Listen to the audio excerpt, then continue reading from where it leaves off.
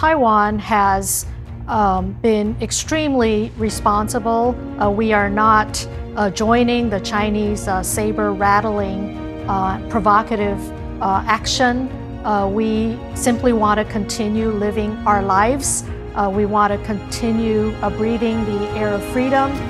We want to engage with the world, and that is what we will resolutely do in terms of defending our way of lives.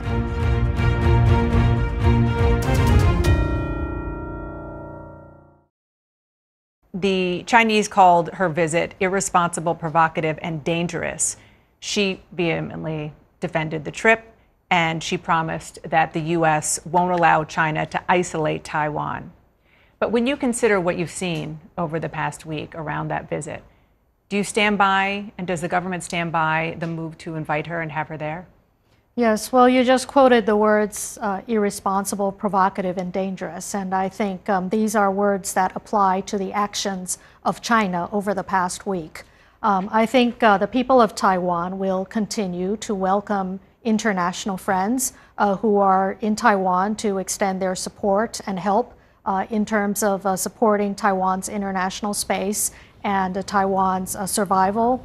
I think China's behavior is reflective of a typical abuser in society, claiming ownership of Taiwan and trying to intimidate us from making friends. And they're also trying to threaten friends from visiting us.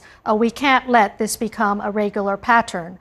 And the people of Taiwan deserve to, as we are a force for good in the region, we feel we deserve to live the kind of life that we have fought hard to build in a free and open society. We deserve to have the opportunity to welcome friends who want to be there to support us. I want to read you something that an official at the Chinese embassy in the U.S. said last week. Taiwan is one of the very few issues that might take China and the United States to conflict or even a war. So extra caution and a sense of responsibility are indispensable when it comes to Taiwan. It's pretty strong language. Mm-hmm.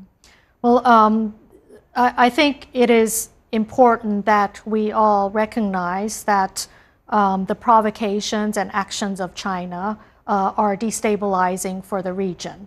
Taiwan has been extremely responsible. We are not joining the Chinese saber-rattling, provocative action. We simply want to continue living our lives. We want to continue breathing the air of freedom.